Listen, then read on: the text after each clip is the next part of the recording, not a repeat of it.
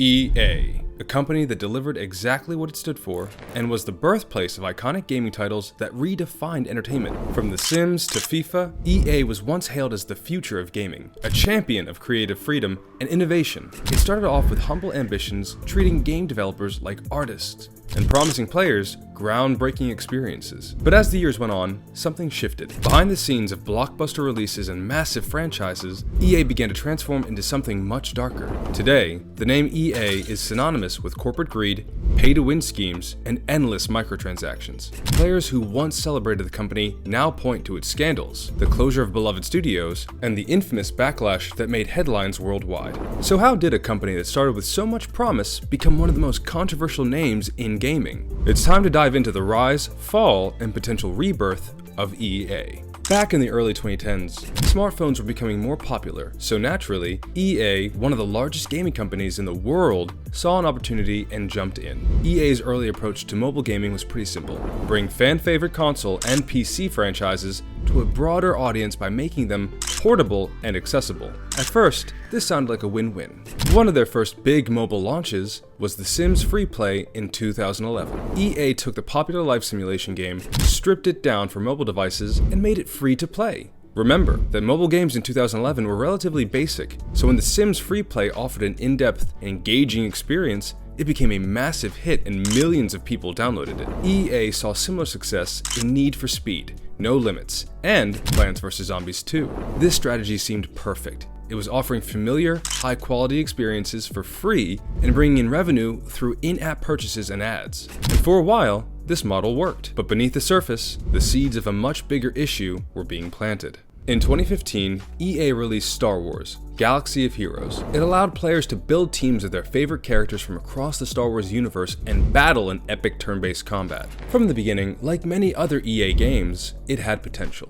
But with time, players started complaining about one major flaw. To stay competitive, you had to pay. A lot. It quickly became a textbook example of pay-to-win gaming. While free-to-play players could grind endlessly for new characters and upgrades, but people who were willing to invest real bucks could fast-track their progress, unlock premium heroes, and get essential upgrades far more quickly. This created a divide within the player base. On one side, you had the paying players who dominated leaderboards, and on the other side, free-to-play players were struggling to keep up despite hours of grinding. Skills became irrelevant, as the only way to remain competitive was by opening your wallet. So users took over the internet and started expressing their rage on Twitter and Reddit. In 2018, a user complained how he had to pay $80 to unlock Vader. To this, EA's team replied that their intent is to provide players with a sense of pride and accomplishment. This infuriated people even more, and this comment secured its place in the Guinness Book of World Records for being the most downvoted comment on Reddit.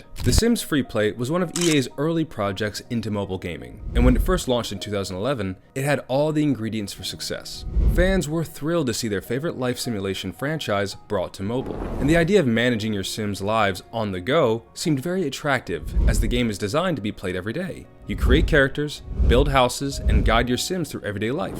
For a time, it was exactly what fans had hoped for. But as players spent more time with this Sims Freeplay, the game's repetitive nature became painfully obvious. The routines felt stale, and once you had completed a few basic tasks, there was little left to explore or discover. The biggest issue was the lack of innovation. Sure, there were updates and new content drops, but much of it came in the form of cosmetic additions or time-limited events that offered no real variety to the core gameplay. The daily grind of managing your Sims, sending them to work, improving their skills, and building relationships quickly turned into a rinse and repeat cycle with no end in sight. So fans who had initially loved the mobile version soon found themselves frustrated by its staleness. If there was one franchise that had the potential to rule the mobile gaming world, it was FIFA. With millions of devoted football fans around the world, FIFA Mobile could have been a game that united casual and hardcore gamers. But instead, it also became victim of EA's greed. When you are playing FIFA, you don't have to just play football, you also have to manage a team,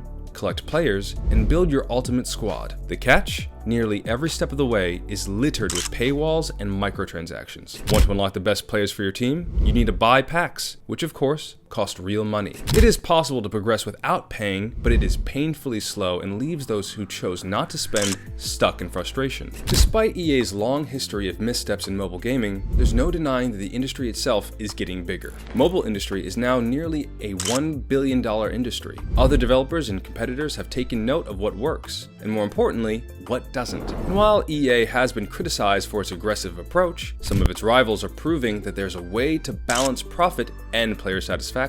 For example, Apple Arcade and Google Play Pass are subscription-based services that give players access to a library of games without the constant pressure to pay for in-game items. These models have found success by offering a fair deal. For a small monthly fee, players can enjoy a wide range of games free from microtransactions or the frustration of paywalls. So the question is, can EA learn from its mistakes? The company's history suggests that profits have often been prioritized over player experience, but that doesn't mean change is impossible. Of course, there's always the possibility that EA will double down on its strategies that have sparked so much backlash. They've seen financial success through microtransactions and pay-to-win models, and some argue that corporate greed will always outweigh any desire to reform. But with competitors finding success in more ethical approaches, EA could find itself losing players and revenue if it doesn't adapt.